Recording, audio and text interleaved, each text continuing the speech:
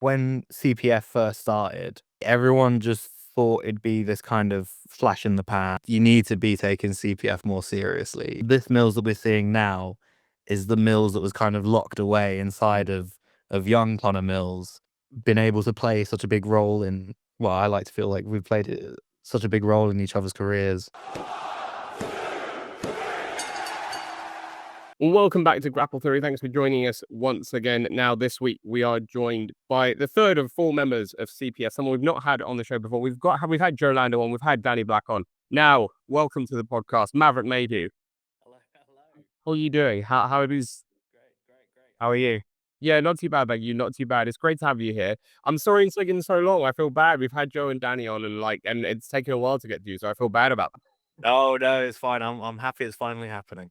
Well, so am I. And we've got a lot to talk about. Obviously, you've had a lot going on, especially recently as well.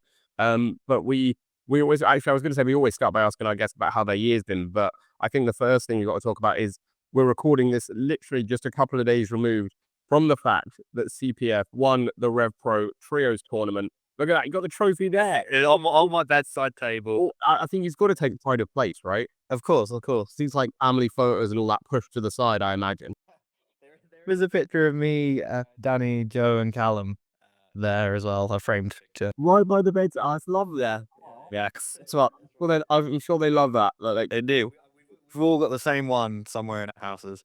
I don't know if Callum took it to Japan with him, but I know it's in Danny's living room. I bet. I'm sure he did. It's probably one of those ones, where he keeps it under his pillow every night. Yeah, I like to think so. I imagine it's that. I bet it is. Brilliant. Well, again, winning a trios tournament. I mean, congratulations. That was an incredible achievement. I mean, you must be thrilled. That must have been an exciting, if not very tiring weekend. Yeah, it definitely was rough. I'm still feeling it now. Obviously 3 matches, 2 days. I like high profile matches as well. I mean, we were like main event on the first day, and then first half main, and then main event of the second day. So like high profile, high caliber, like high bump count matches. So yeah, That's always high bump count, though, aren't you? Like whenever you wrestle, you go like all in.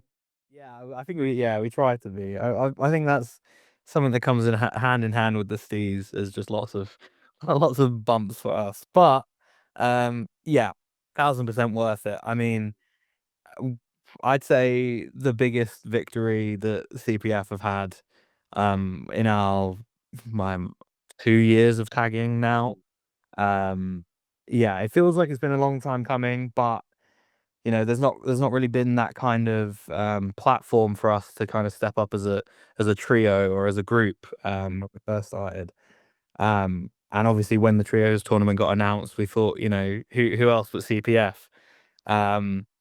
I don't know if when we first heard about it, we'd even envisioned that we'd go all the way. But it's happened. It's happened. We are the inaugural RevPro Trios Grand Prix winners. And yeah, it's buzzing that I get to say that. It's awesome. Yeah, it's amazing. It's amazing, and that's the thing, isn't it? Like you say, even going into it, not even considering that you guys could win it, but clearly Andy has shown that faith in you, giving you that push as well. That must be really, really validating as well. That he's been all the teams you beat. Again, like you say, the weekend, yeah, the high profile matches you had, not just that main event at the very end, but also throughout the Saturday. It must be really nice that he's had that faith in you guys as a trio. Because again, you've, I guess, had pushes at RevPro and other places as well, Progress Attack, places like that, whereby you've been pushed individually or as a tag. But like you say, it's taken a while for the trios to for the three of you, or when Callum was here, the four of you together to really get that big group push. Yeah, I mean, yeah, it's definitely something that I feel like is missing a lot in British wrestling, is that kind of, the stables, the factions. You get the odd ones popping up and ones that are promotion specific, but to have a group like we do who can free bird tag titles and stuff like that, which is an insanely cool concept for us. But I feel like it is something that does you know, hold, I think, more of a place potentially in Brit Rest. And I think the Trios Grand Prix was, you know, a perfect example for that, and maybe will lay the foundations of, you know, opening that door to trios wrestling and faction wrestling, and you know, because it's such a cool concept. There's so many kind of, you know, doors that unlocks. You know, especially when, you know, we first started and you had, you know, the 0121 who would, you know, tag occasionally as a multi-man unit. Um, and I don't think we ever really got to explore all of the options that we could have had for that kind of match because, you know, I think we'd done tag stuff. There'd been times where there'd been singles matches between the units, but we had that one 8-man tag in Manchester. But I feel like there was so much more potential for it.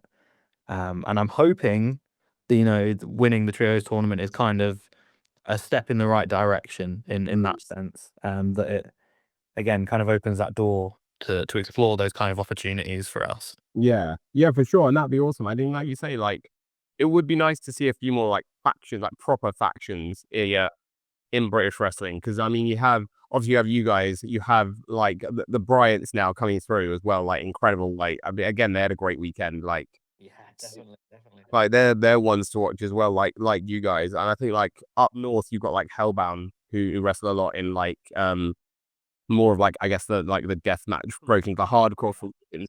But again, like, there's very few, like, proper stables that are sort of still together or still, like, compete as a group very often.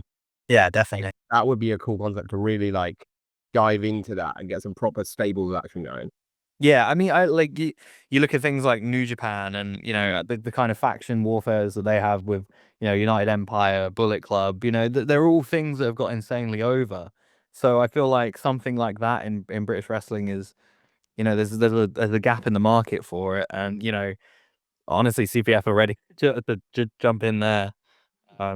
Yeah, it would be nice to see more established kind of teams to have. I mean, I think from a booking perspective, the logistics of booking, you know, 8-man tags and 6-man tags regularly could potentially be a ball ache, but they're cool, aren't they? They're really cool. Especially when one of the faction is out in Japan, then it gets a bit pricey. Then it becomes a problem. But you know, we can work it out. It's just Exactly. Have you guys considered bringing anyone else in, like, adding to the faction? Like, who would you bring in? see, it's hard. I mean, Does anyone else have the steez to even be part of? that's the thing. There's a lot of Steve's potential out there. And I mean, I think we probably joked about, you know, accepting applications when Callum got signed, but I think it would be a very hard process to kind of, because it's not a gimmick in, you know, CPF. We are genuinely very, very close personal friends who have been through a lot of stuff together, been friends for a very long time. The only person that I think kinda comes to mind, who we've all been, you know, friends with for a while, is Taylor James. Oh, yeah. He's the one person that kind of fits the criteria, who we've all known for ages. You know, he's been around with us for long enough. He's got the steez, it definitely, so, I mean, I think he's the only one that comes to mind, but if anybody wants to send me applications, I'll look, but I think we should, like, just, like, it's weird because we had, Roy Johnson and Jesse Maria on the podcast, like, a couple of weeks ago, and we were talking to them about, like, accepting applications today. So the 87 as well, another huge faction. I can't be else to see them earlier. Like, yeah, crazy. They're always adding members. Like, yeah. probably the biggest faction at the minute. You spoke to them about, like, having some sort of, I think you could do it at CPF, having some sort of, like, X Factor, like, audition, whereby people send in or come and perform for you, and you like that from that. I think that'd be good. I'd like that a lot. I'd like that a lot. Yeah, who's got the what CPF factor? Yeah, that'll do, yeah. CPF factor, Steve's factor. Yes, the Steez factor. That's it. The Steez factor. Oh my god! And then you see it all come out. You see it all come out. People be vying for that role. There we go, right, I'm gonna write that down somewhere. Steve's. This is a show right now. This is like a show concept. It is, yeah, oh, yeah. This is a proper, like, you guys just sitting ringside. They come into the ring. They do their talent or whatever. And then winner is in CPF. I think that worked. Yeah, yeah. Alright, right, there we go. in weekend or whatever. Yeah. It's a very like Resgal kind of deal, Yeah, you know? bro, it would the risk out or like again somewhere wild, like an attack or a riot cabaret, like something really crazy like that. Yeah, the Steez factor coming to Bucharest And it's Forbidden Door weekend. and You know, it's still like you get like Hangman would be trying out, Osprey would, you know it, like they'd all be there, they'd all be trying out for a spot. let them go. Yeah, for sure. Like Yeah, yeah. I mean, I'm happy to watch everyone's auditions. I'm sure it'd be very entertaining. all out for anyone who wants to audit. This is it. It's Everyone welcome, please. brilliant. Well, I mean, it's I'm just on this now. This is all I can think about now. This is all I want. But how is the rest of you like not just for CPF, but for you, for Maverick Mayhew, how is the rest of your 2024 been? Because they're coming up to the end of the year now. Like it feels like again, both for yourself as an individual and for the group, it feels like it's been a real like step up the ladder year. It feels like you guys have really made your mark. Like not like you sort of came onto the scene quite strong when you first sort of came together as a group. Mhm. And now it feels like you're making those steps, not just in this country, but like abroad as well. And like really taking those steps to grow the CPF brand, I guess. Yeah, for sure. I mean, I was thinking about it earlier. It feels like when CPF first started, I think everyone just thought it'd be this kind of flash in the pan, like, oh, these guys are cool. Like, I'm sure they'll have cool matches together. Um, but I think this year in particular, we've kind of made people realize that you need to be taking CPF more seriously. You know, we're more than just this like, you know, happy to be here tag team who like are just mates, you know? We're bringing the Stees and the Grees and the you know, there's so much more to us than just being friends, you know? I was gonna say, like you've added like you have the fun stuff as and I was gonna talk about later about like again in attack where you guys have a lot of fun and like recently obviously you guys were Backstreet Rookies there.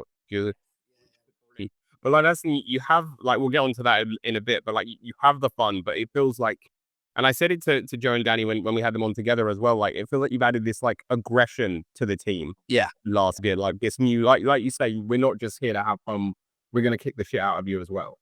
Yeah, I mean, like, again, to come back to the trios Grand Prix, I don't think when we started, I don't think people saw us or even at that time 2 years ago, if we said, you know, we're gonna be winning major tournaments in major promotions and we're gonna be multi-time tag team champions in, like, across Europe, you know, I don't think anybody would have really bought into that. I mean, even when we first started, there was people who weren't fans of the idea of it. But now I feel like those people are eating their words, you know, really, and I feel like there's a lot of people who kind of miss the opportunity to kind of get in there and kind of be the first kind of steps to where we are now. Yeah. You know, I wouldn't have it any other way, but I feel like now, especially when you look at, you know, the kind of accolades that we've picked up in 2 years. Like I say, multi tag team champions across Europe. Joe's killing it in BZW. Like, you know, we're having matches of the night on in, like, pretty much every card we're on. You know, I feel like every time that we wrestle on a show, there's always some sort of buzz around a CPF match, you know? And, maybe that's me being big-headed, but I Like feel like the buzz is there. that it is. It is. Like I don't think that's you being big headed at all. Like myself and everyone I know, like we know that when like one or two or three of you guys get put on a show, automatically going to be like a match of the night contender. Like, Oh, I whenever it's be, you know what I mean? Like, and that's like a testament to you guys and how hard you've worked and the stuff you do. That I think there is that buzz. I think there's the fact of like, oh shit, CPF are on the card. Like, you know, it's going to be a good match. yeah, I appreciate that. I feel like and again, I still feel like we are just getting started, you know? Like, there's so much more that we can and will do, which is such a bizarre feeling because I feel like we've come so far and Mm. done a lot in that time. Obviously, you know, wrestling Swords of Essex, winning Banger Zone tag team championships, winning Grand Prix, winning, there's so many things that we've done and checked off, and so many places we've wrestled, and like people we've wrestled. And obviously we've still got goals in mind of things that are gonna happen, and we want to happen, and we're like, manifesting to happen. And I'm sure, like, I'm confident there's a lot of things that we will do as a team. And yeah, I'm super excited for the journey, because it's been insane so far. And knowing that it's still the beginning is a crazy thought to me. But it's very exciting at the same time. For sure, for sure. And you get to sometimes dress as the Backstreet Boys. That's a plus. That's a plus. I have perks of the job. I mean, like, so I, I don't want to say like I'm guessing like I imagine it's, but I guess it was Danny's idea, right? Because I remember like a little while ago, like Cabaret, he came out as a Backstreet Boy. No, then Larry Rumney, and then it seemed like he just sort of just kept the outfit there and was like, you know what, this is come in handy at another point. Yeah, I mean, I don't even know if he bought an outfit for it. I think he just like there's just And the shirt and the he just has it. He just has it. Yeah, I can confirm it was Danny's idea. Because like I said, there's been so many things this year that have happened that weren't on my 2024 bingo card. And an Attack debut being one of those things. Um, and it was very last minute. We had a show that me and Danny were meant to be on. I think Joe was booked anyway to wrestle Mandrews. And I think we lost the booking like a week before the show, and we were kind of bummed out about it. We're considering other places that we could wrestle, and it didn't really occur to us until like a few days before Attack. Like Joe's there. Like, worst case, we travel as well and watch him wrestle Mark Andrews, which is equally as cool. And then Danny sent the message, and we got the reply. And the one thing they said is it's like uh it's a show that's close to Halloween, so can you dress up for the entrance? I was immediately Danny was like, yeah, Backstreet Boys.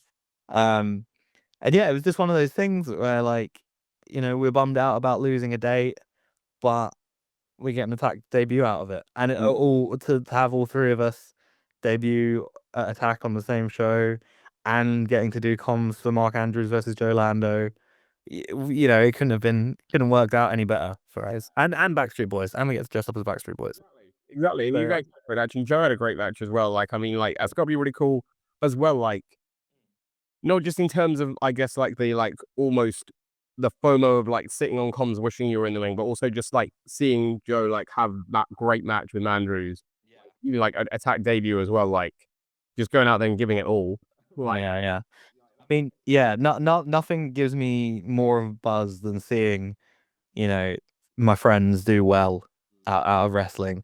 And I'm sure I said it on commentary, and I said it to Joe plenty, but there was a time where I didn't know who Joe was, but I'd watch his YouTube videos, unknowing of what would come. But I'd watch his YouTube videos where he was, doing shooting star presses on his trampoline, and doing dives into bushes, and all this ridiculous shit, moonsaults off fences, crazy stuff. And I'd watch it, and then to kind of put that into perspective, like thinking how I used to watch him when he was like 15, 16, doing that mental shit, to then sitting ringside to watch him wrestling Mark Andrews was just, absolutely insane to really deep and think about, like, how just how insane that all is, like, to go from seeing him on YouTube, not knowing who he was, to meeting him at a random show in Peterborough, to then, traveling the country and the world with him, to forming a tag team with him, to then watching him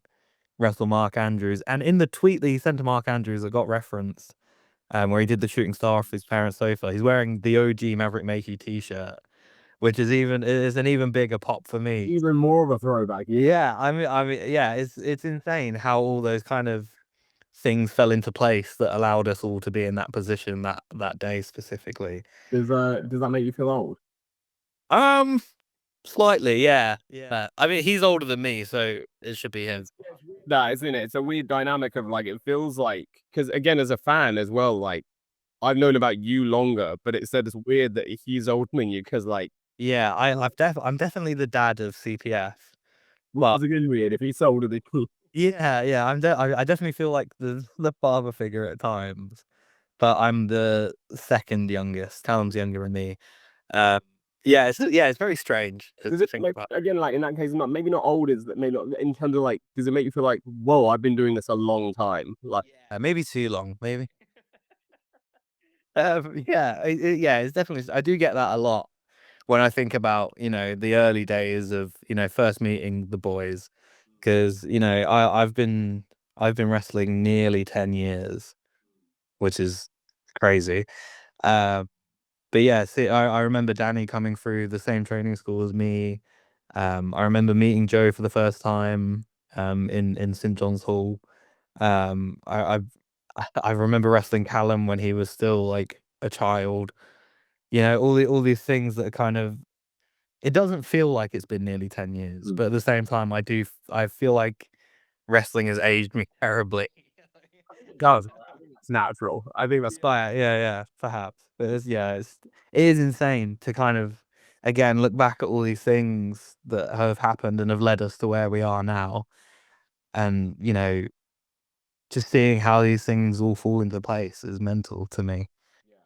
Um, yeah, it's really strange when you put in like that kind of retrospect, and it really does like almost freak me out how almost perfect everything has been. I was gonna say like has it I mean it sounds like an obvious question like has it changed you like but like how has it like changed who you were like Maverick Mayhew because again like my first experience of Maverick Mayhew was Eminem was you and Connor Mills. I was like again you guys were both just coming through then really trying to like make a name for yourselves. Like I remember again like when CPF came out again like post pandemic seeing you like on single stuff and then you guys started CPF and like it was wild to me how different that Maverick Mayhew is to the one who I first watched with Connor Mills. Like, does it feel like two different wrestlers almost? It does. I mean, yeah, like you say, coming up with Mills in like the early days of my career was very much, prove yourself. Mm. And it did feel like very quickly we were like thrust into those big positions of, main eventing progress shows and wrestling at Wembley Arena and all these very cool things that, like I was still in school at the Mm. time. And to be doing all these things alongside Mills was crazy to me. And I do owe a lot to Mills for kind of being there, Mm. and allowing me to do those things. Because 'cause I'm sure if it wasn't for Mills, I don't know if, there was a lot of places that would have taken a chance on a scrawny little 16, 17-year-old. But, yeah, it definitely feels like a lot has changed, um, especially being in those positions and those locker rooms as essentially a child, to then having that, like, year-long break for COVID and forming closer friends with CPF, behind the scenes, and then implementing that into, wrestling. I feel now a lot more comfortable in wrestling in certain aspects than I did then. Um, like, I still obviously get nervous for shows and for matches, but, like, I remember it, like, almost being crippling at the time when I was, like, around the Eminem times, because I was just so, like, out of my depth almost. Um, and obviously we did, like, very cool things, had very good matches, but again, I just felt like I felt very out of my depth, very anxious about a lot of things, very nervous. And I did feel kind of like, it was a lot of pressure. Um, I feel like, especially for young wrestlers coming through, there is a lot of pressure, especially when you see people being compared to like current wrestlers who are doing well for themselves.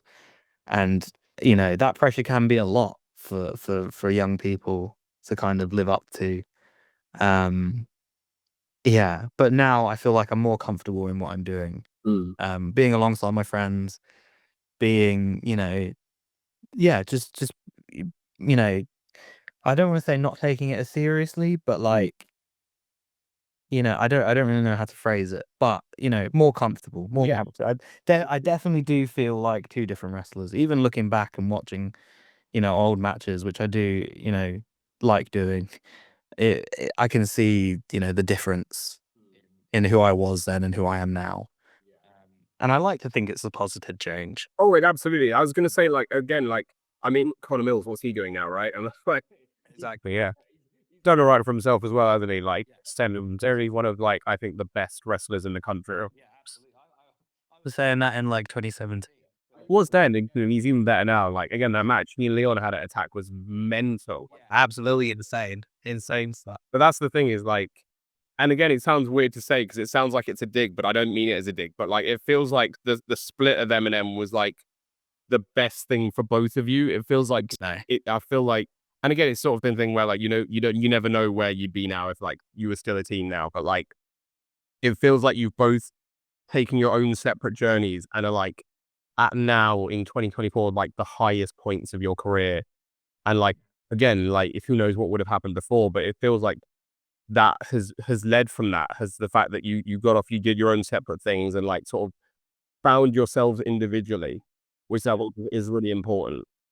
Yeah, I mean, speaking of being two different wrestlers, I mean, I don't think there's a better example of that than with Connor Mills. You know, just obviously I spent a lot of time with him and had a lot of matches alongside him. So, you know, I think this Mills that we're seeing now is the Mills that was kind of locked away inside of young Connor Mills. You know, it's something that I always and a lot of us always knew was there, but he just had to go on that kind of journey to, you know, almost reinvent himself and realize, you know, the style of wrestling he was made for. And absolutely like 100% now he's tapped into that and is undoubtedly one of the best in the country. Yeah, Um, and yeah, I'm so happy to see that, you know, we've been able to play such a big role in well, I like to feel like we've played such a big role in each other's careers, you know, especially early on and, you know, those kind of opportunities that we had and the things that we did together to now lead us to where we are. And yeah, I think the split of Eminem is something that you know I think at the time needed to happen. Um, to and obviously I'm you know I'm quite a firm believer in you know things happening for a reason. You know it's all apple juice, and it's kind of you know led us to where we are now. And you know I feel like we're both better because of it. for sure. Yeah. Yeah. I still sometimes miss those matches though. Like you said, like Yeah, again, that just because that was my first experience of like both of you. Like, oh, these guys are great. Like, because again, you were still like the high flyer and he was more the muscle, and like it just worked really well together. yeah, it was a cool dynamic.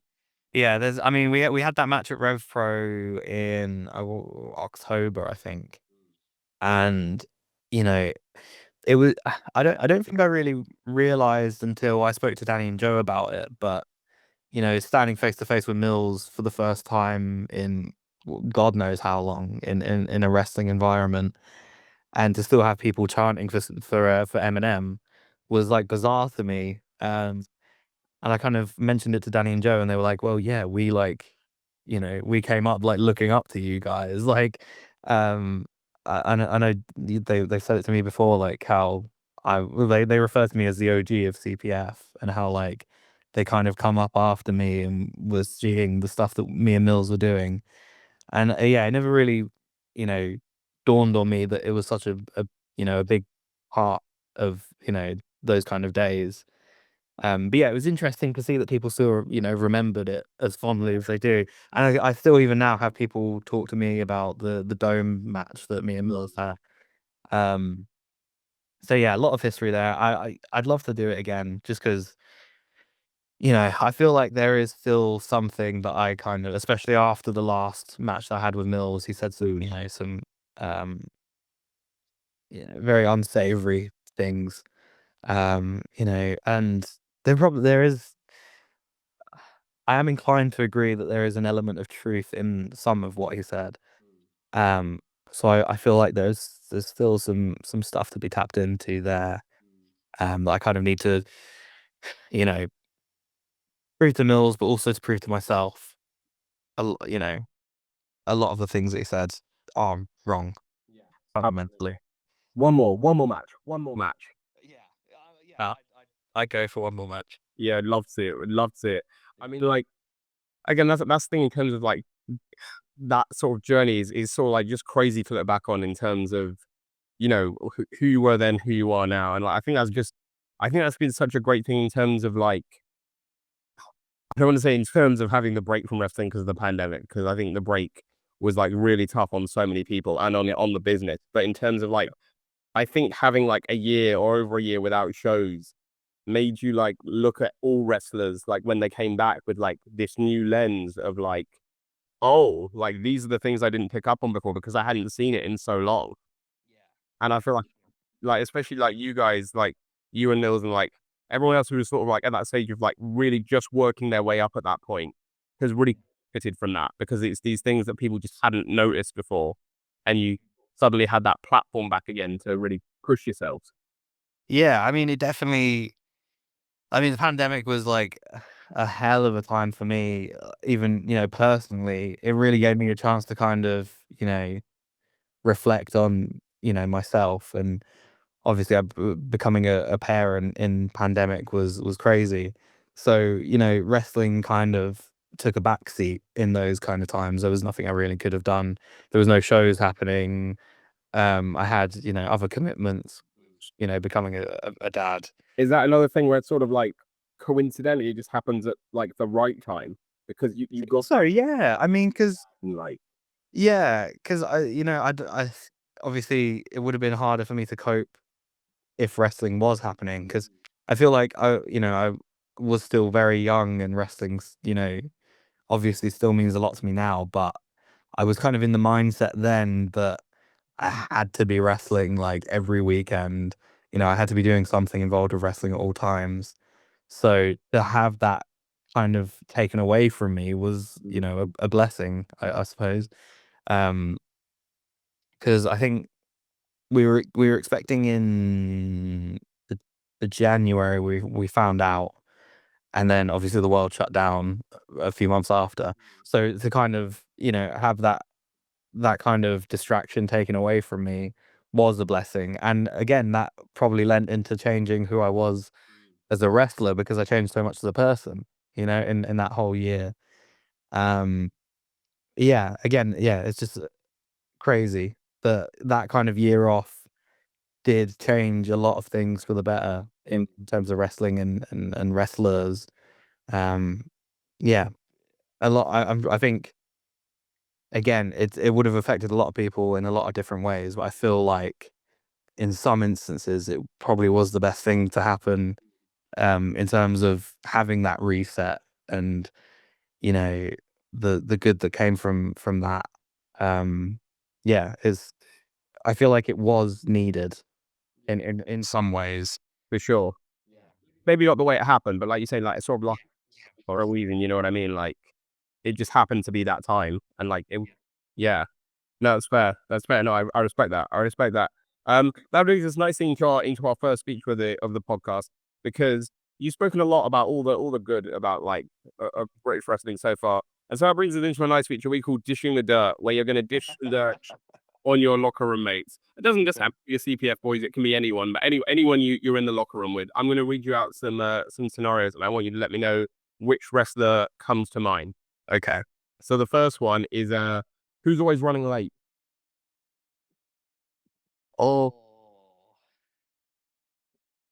it used to be Joe, but yeah, he's got a lot better. I hear a lot of stuff. Yeah, yeah, he's definitely got better. Um, I hear a lot of stories about Dries being late, but I don't know if I've ever experienced that. Actually, I might have done. I feel like he drove me somewhere and he was a bit late. But I've heard a lot of stories about Dries being late. Um, Gosh, again, I think I'm probably guilty of it as well. Running late. I feel yeah. I think Callum Callum would agree for the last time he came over because we went out for a meal and obviously I was coming from Tamworth to meet in London. I had like dad stuff to do in the day. So I like turned up after everyone had ordered and just like sat at the end of the table, just like watching everyone eat. Um, but yeah, I feel like I'm probably guilty of being late a lot. For it not to allow though, right? You've got that excuse built in, like it's now like, Yeah, yeah. That's part of the blessing. That Joey, you're allowed to. You're allowed to. It's a break. It's a yeah, yeah. the the next one is who has the worst music taste? God, I'm trying to think of who has like terrible music taste. I always say that I think this is the one that sort of comes out in car journeys generally. Does.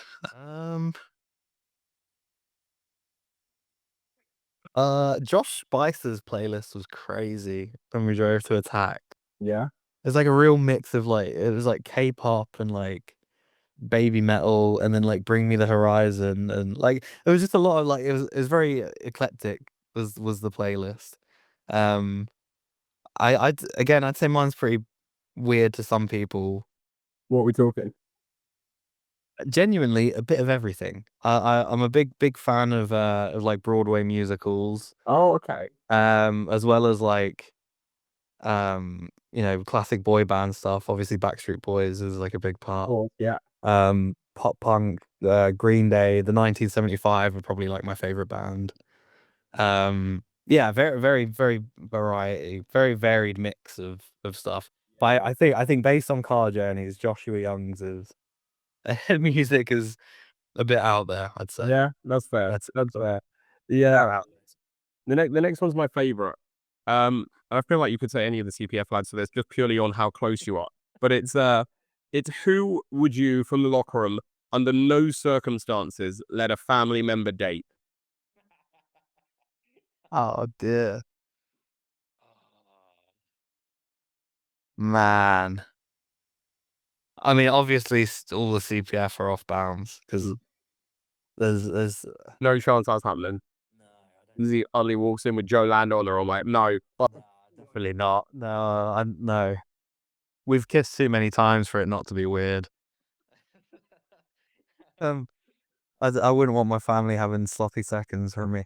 Those they're off limits, I'm afraid. Um, gosh, I don't know if I would want any of my family members to date any wrestler. Yeah, we get that a lot. Where it's there is the advice. And they're all terrible people. Yeah, I don't. Oh, no, I don't think I'd want to say it anybody. I'm gonna say the TPF are off limits for different reasons, but like, do not date wrestlers, man.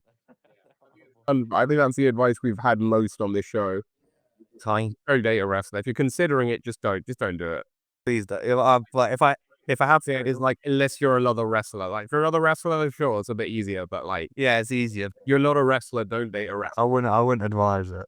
If I had to pick one though, Snare. Don't date Snare.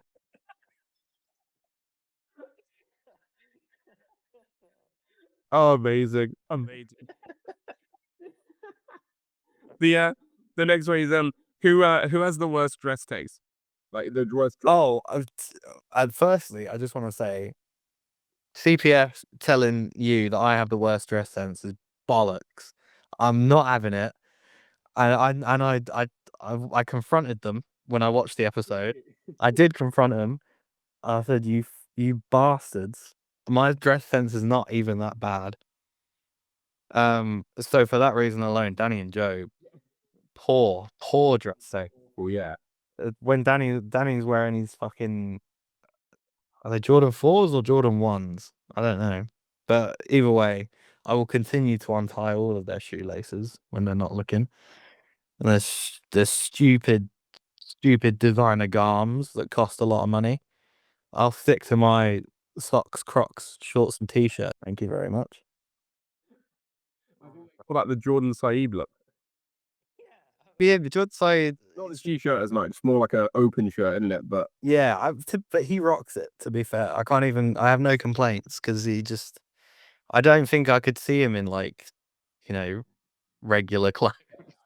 so Jordan, anything else, especially the socks, right? That's what we get always is especially the socks. If you're in without the socks, be like something's wrong. Yeah, it'd be odd. It would be odd. Like I'm like, oh, what's up? What's happened? Yeah, what's the matter, man? But yeah, I just wanted to make it public that I resent that they have said that I have the worst dress sense. No, it's good. I'm glad you pulled them out. I think Yeah, I rebuked it. It's not true. Fake news. this is why these things happen. Like we need this sort of like retaliation. You can't just be saying it's slanderous in a way. It's I'm not taking it. I'm not. There's no a new way. I'm standing for that worst dress sense. My art. no, I appreciate it. I appreciate it. Well, the next one then is on the nicer side, and I'm gonna say again, you can't say the CPF lads because it's same gear, so you can't say it. So you've forgotten your gear for a show. You've got to borrow someone's gear. It's one size fits all though. You can pick whoever you want. Whose gear do you look at and you're like, I could pull that off? God. I'll also say as well, like, so gear includes anything they walked at the ring in. Okay. You get all the caveats as well. Okay. Hmm. Like, if you wanted to go Mills, you'd get the fur coat and everything. You'd get like, you'd like, Those are nice. did he have that coat when you were tagging with him? But didn't he did not. We had jackets for a little while, but it was nowhere near as snazzy as that. As flamboyant as that. No, definitely not. I wish we did though.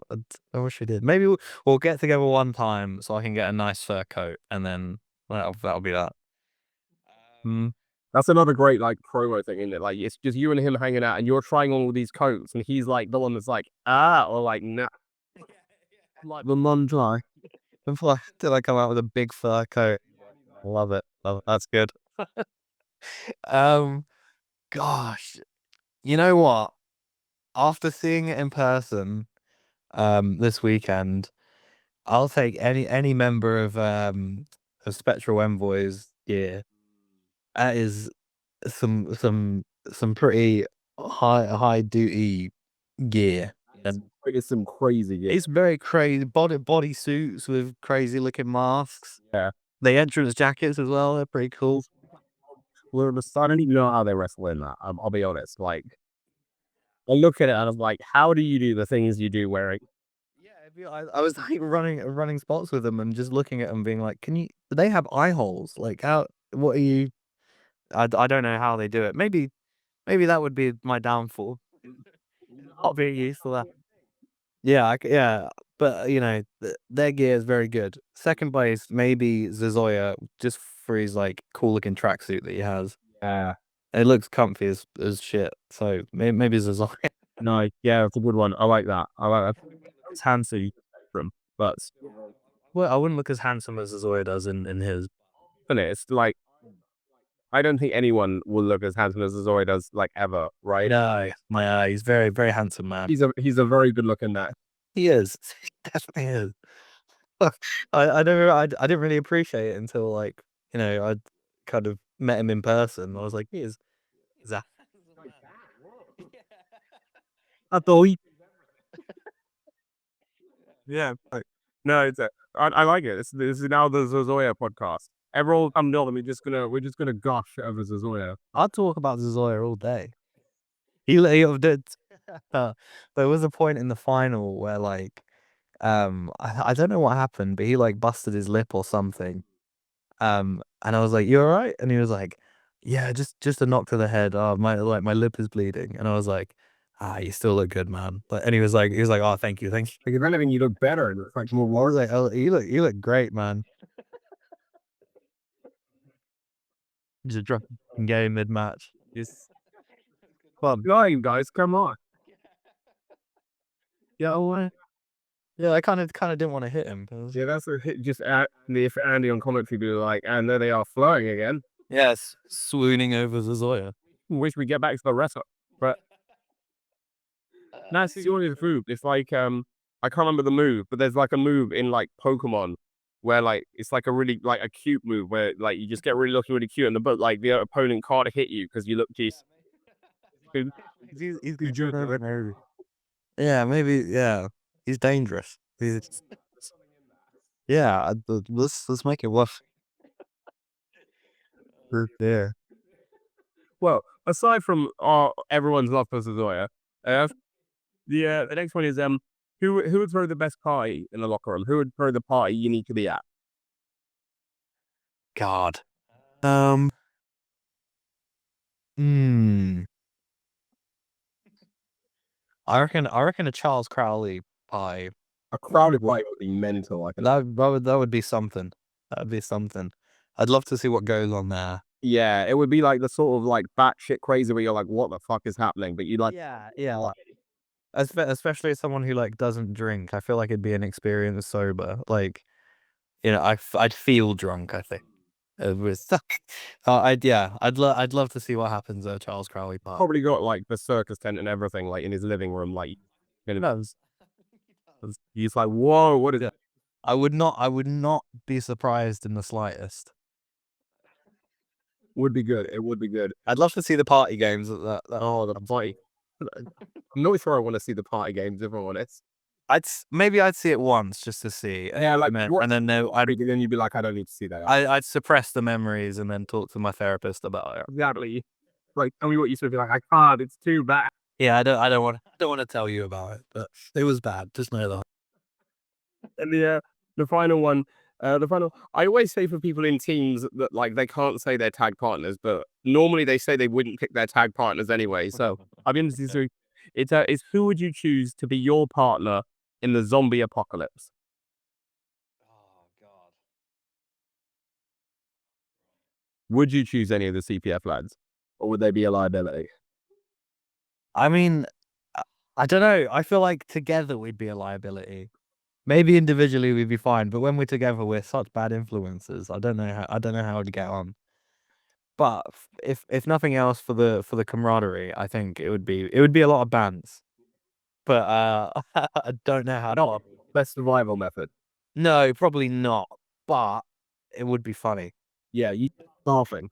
We'd have some stories from it, I reckon. There's no. Well, yeah, if anybody's seen the CPF vlogs, like they know we're not a good influence on each other. Um, it would be fun. Yeah. I think I'd have Santos on my team. Yes. I reckon he'd fuck up some zombies for me. Yes, Lando, you can just be like, you go, you deal with it. I'm gonna. But yeah, you do it. And in the same notion, Paul Robinson, I reckon. Yeah, inside.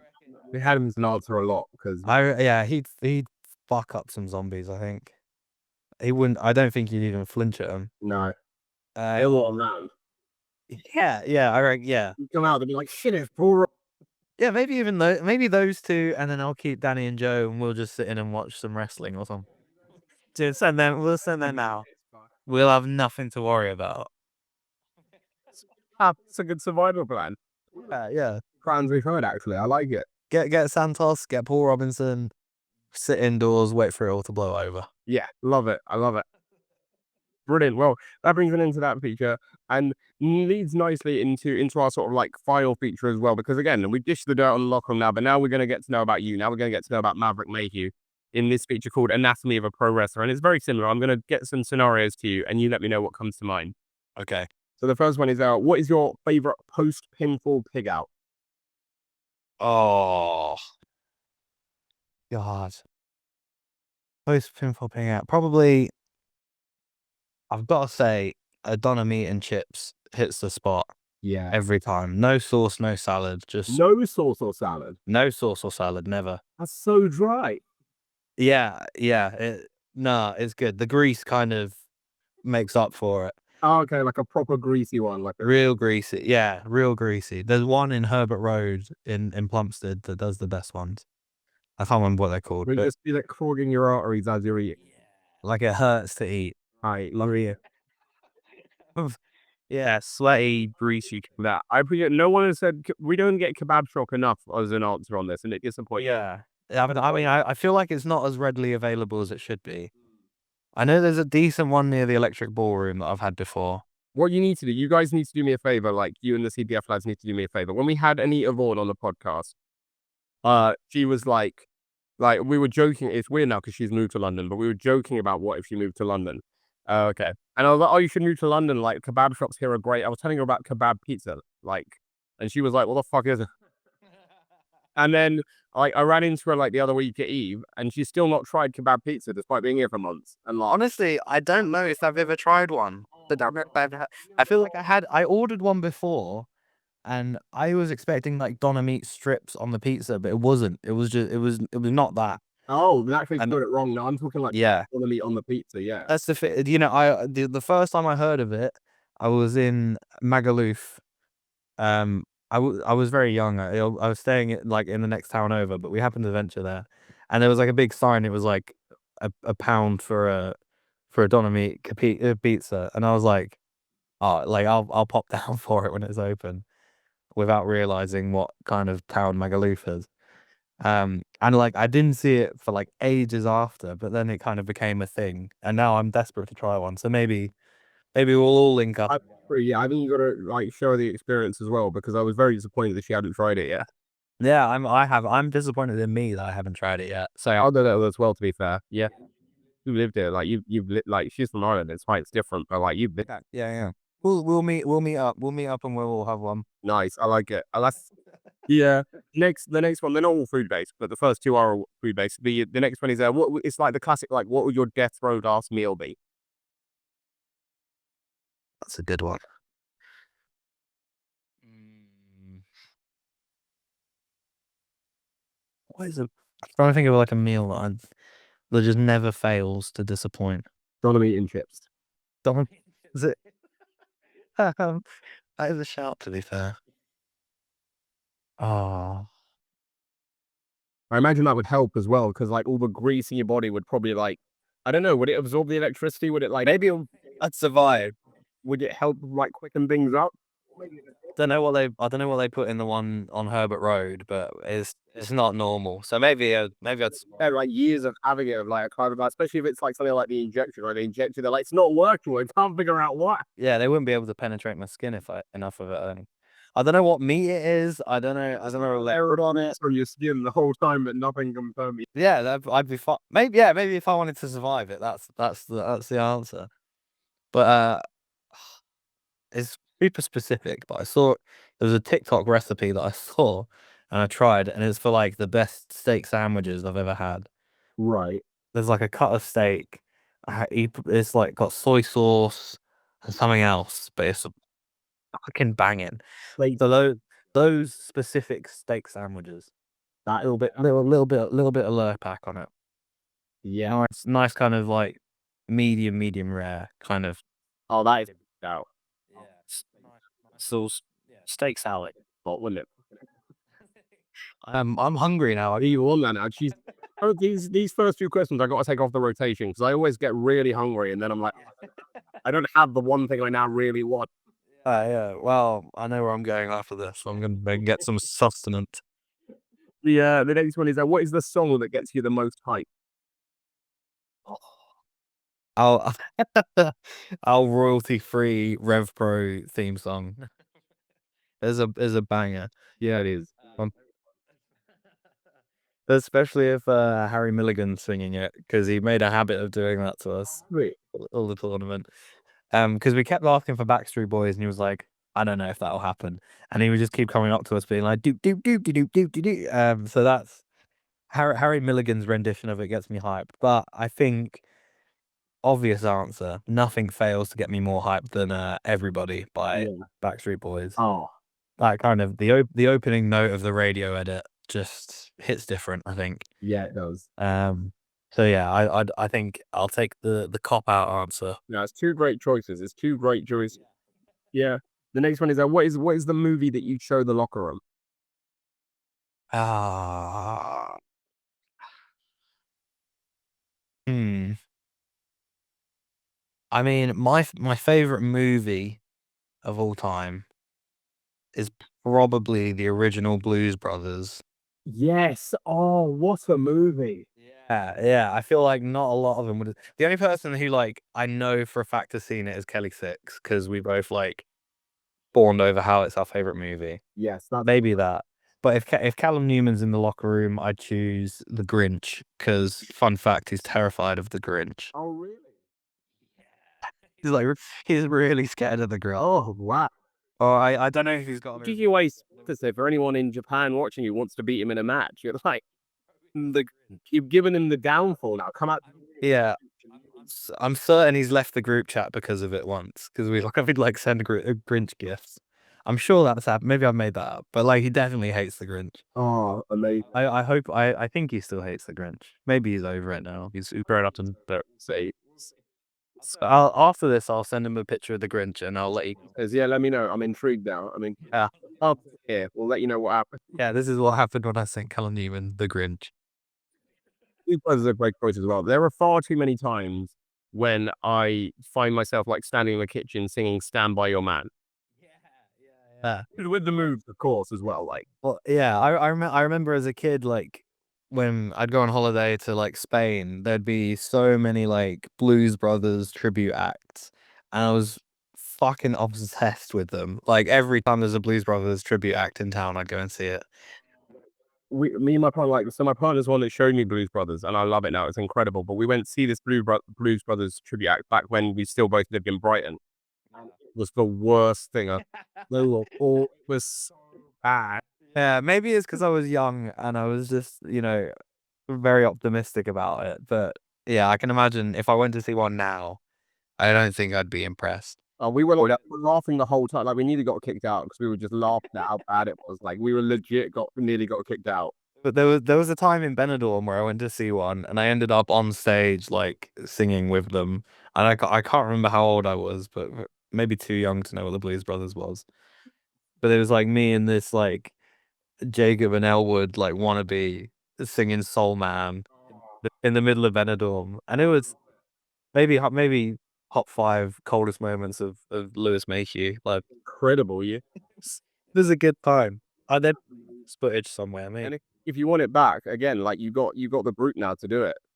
Like you get the whole, but you can get the band back to.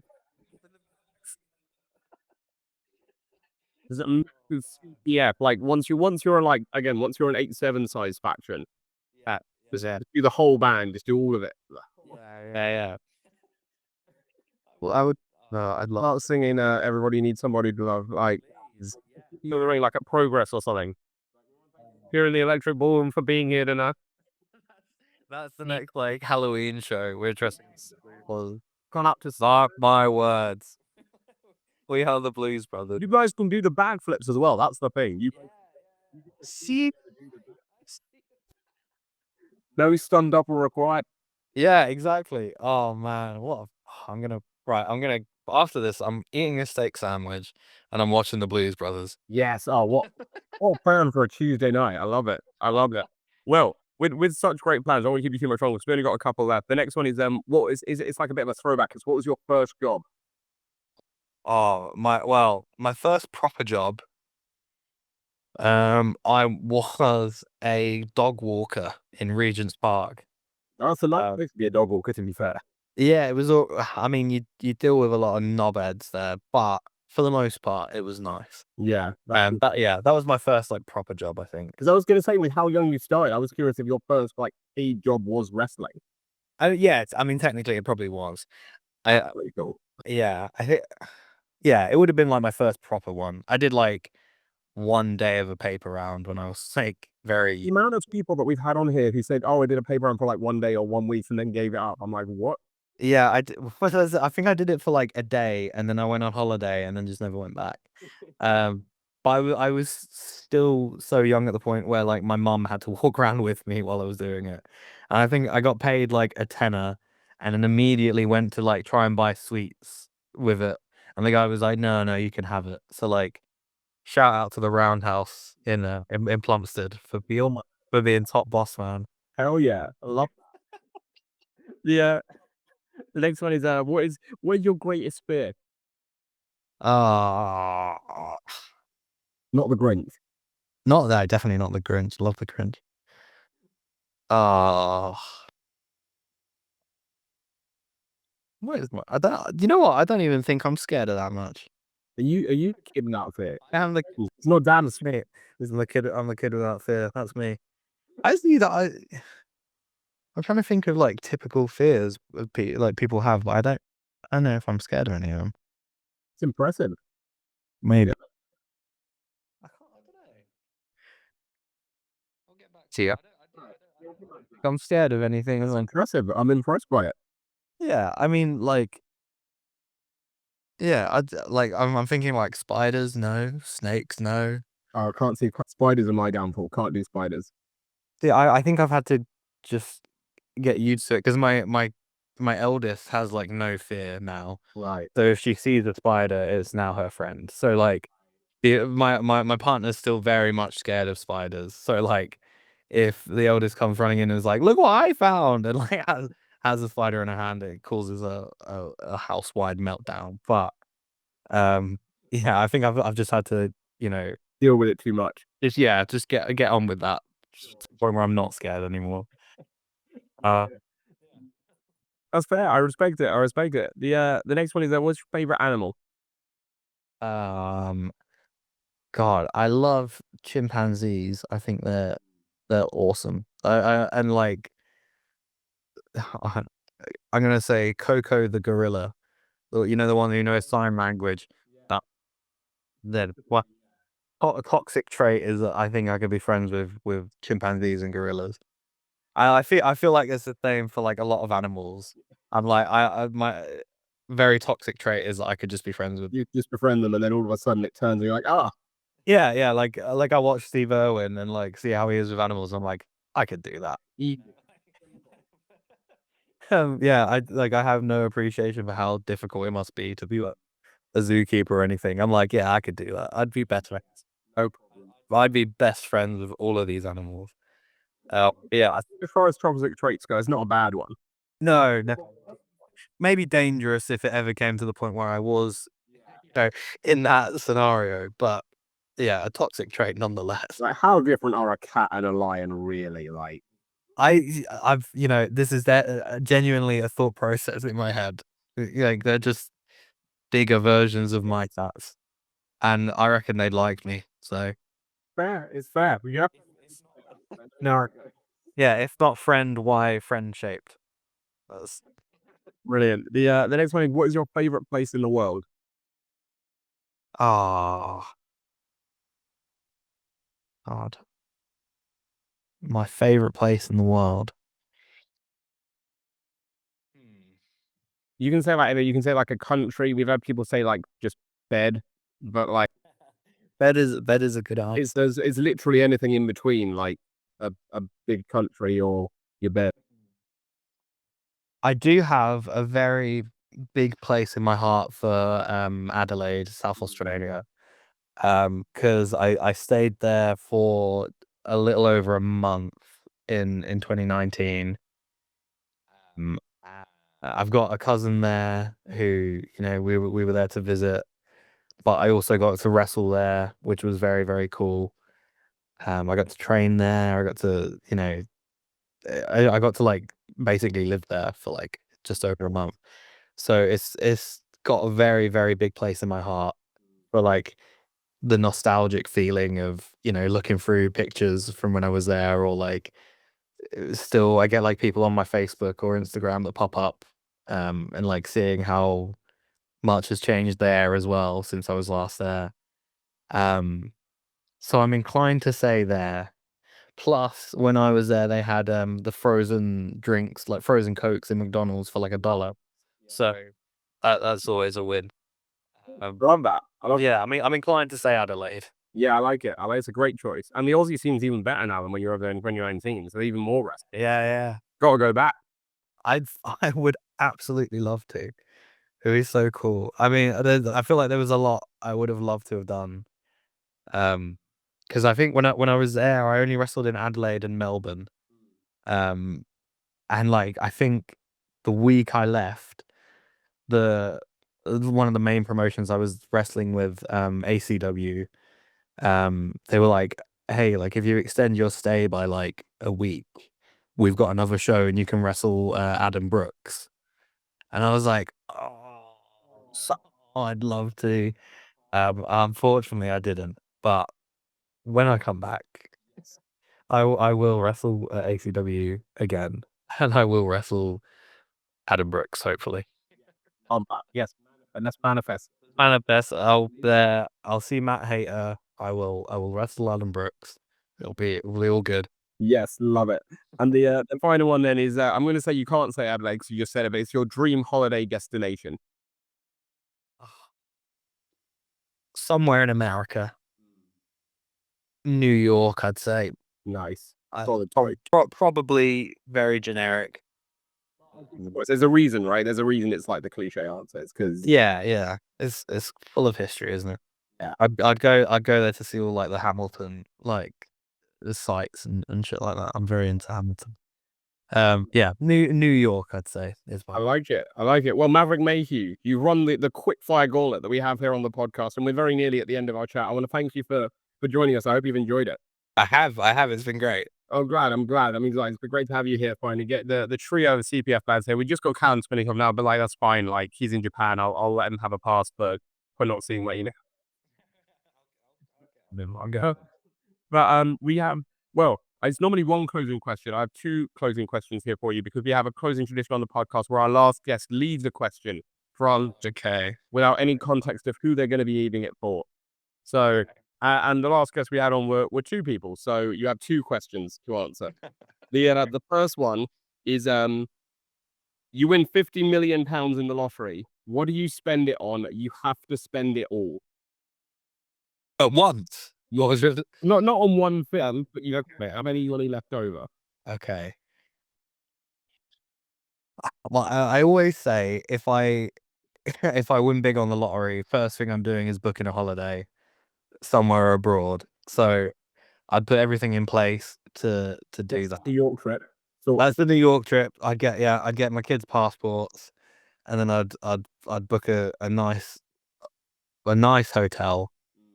I've always wanted to fly first class. I'd treat myself to a holiday. Um, and then I would just maybe I'd spend 15 million on the trip. Maybe I would. That is yeah. you can buy the CPF house. Just have them all live there. You just all live there together. No, that would be insane. That'd be too much, I think, to have a CPF house. I feel like we discussed it before. Wow. Me and Joe and like one of our old friends discussed it, and it was a terrible idea then, and I'd say it's a bad idea now. Leo's. Yeah, we're too much around each other. I don't think we could handle that kind of responsibility. No, he goes. That's fair. I think it's good thinking though. Yeah. But yeah, 15 million. First thing I'm doing is booking a dream holiday, and then depends what I have left over. Maybe I'd buy myself some new gear or something. I treat the boys to some. All new shoes, right? That Joe and Danny said you had. Yeah. I'd get some new Crocs maybe. I've got the fur line ones. Maybe I'll buy myself. Yeah, like the limited edition ones, like stuff like really like only one pair made or something. Yeah, I'd get the Lightning McQueen ones or something. I'd buy myself some gibbets. That's what I'd do. That's what I'd do. Guess what did we have left? 35 million pounds worth. Yeah. £5 million worth of Crocs and gibbets. Get loads. I'd have a whole room like Danny has of shoes, just Crocs, and then I'd show it to him and watch him have some sort of breakdown. Yeah, fine. Yeah, he'd. Oh man, I'd love to see his reaction to that. I think that'd be what. And then you buy like a life like Grinch suit for Newman. For tell him, yeah. Next time he's back here, I'll meet him at the airport. It's good. Great way to spend 50 million, right? Yeah, that works for me. Easy, doing it easy. Maybe, yeah. There we go. And the other question you were left then is this one's a lot more, I think, deep than that one. Oh, okay. It's if you could relive any one day from your past, what would it be? Oh dear. God, that's quite deep, isn't it? It's a very big ship from the last. It is, isn't it? God. I do. I always say I'd love to like have like one more day in like secondary school, just to kind of because like it's that thing where like you don't really realize like how like all right it is. Oh, Yeah, like you're like, all I want to do is be an adult, and then you become an adult, and you're like, and yeah, oh, it fucking sucks. Take me back. Um, yeah, maybe one of those. Maybe, yeah, maybe wrestling in Wembley as well again. Just because I think my phone was broke at the time, so I didn't get as many pictures as I wanted to. So maybe I'd do that and get more pictures. nice. That was cool. Yeah. What answers as well? Yeah. One Wembley Arena or second? Be I get like I get both reasons as well, like especially the school one where you're like, oh, you like one day where you can fully appreciate like knowing what you know now, how chill life was at that point. how chill like how much fun it was because like Before life's really difficult. yeah the stuff we get up to as well. Just like yeah, just relive one more day of that. Love it. I love it. Yeah. Well, I'll get your question for our next guest once we finish recording. But that brings us to the end of our podcast. Maverick Mayhew, thanks so much again for coming on. It's been an absolute pleasure to have you here. And we always end the show by giving our guests the final bit of promo time. So if anyone sees Maverick Mayhew or CPF on a match card, on a poster, on social media, at a show near them, and they come and check you guys out, why is Maverick Mayhew, why is CPF going to steal the show? Oh, because we're just so steezy, aren't we? Really, I think that's what it boils down to. We're just we're just full of steez. We are steezy. That's why we steal the show. It's just natural. It's in our veins. Easy steezy. That's us. So it ain't easy being steezy, but so we've got Supreme Steez, we got apple juice, we're alright.